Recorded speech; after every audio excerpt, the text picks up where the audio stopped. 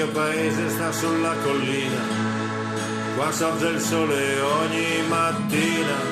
Se guardo dritto all'orizzonte, lo sguardo spazia dal piano al monte. Strade, borghi, voci e suoni, facce di amici, canti e nomi. Più rivedo questi luoghi e più mi tremano le mani. Fuochi, balli, presagi e fumi, maschere, storie, vite, canzoni. Questo vedo ogni giorno, ecco perché io qui ritorno, ecco perché ho scelto di star qua. Bella o brutta, questa è la mia gente, le mie strade, i miei sentieri, polvere che respiro sempre volentieri. Ma dove vai? Ma cosa fai? Se qui ti fermi svaniscono i tuoi guai. Ma guarda qua, che noi abbiamo già, abbiamo il sole, l'acqua, il vento e l'aria di d'argento.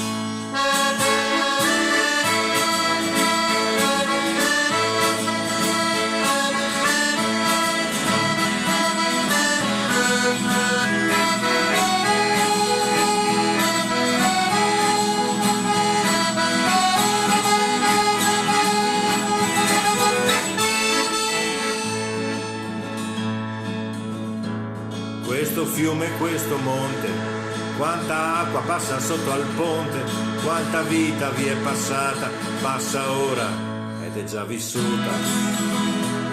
Il castello guarda cosa succede, nelle piazze, nel mercato, nelle strade, uno scheletro che ci ricorda che facciamo parte della stessa storia. Il mio paese sta vicino al fiume, l'acqua vi scorre con la pioggia o col sole, dalle montagne bianche di neve, viene giù come sangue dentro alle vene. Sangue che nutre questa terra, le sue piante, la sua gente, queste case carezzate dal vento, ecco questo è d'argento. Ma dove vai? Ma cosa fai? Se qui ti fermi, svaniscono i tuoi guai. Ma guarda qua, che noi abbiamo già, abbiamo il sole, l'acqua, il vento e l'aria di d'argento.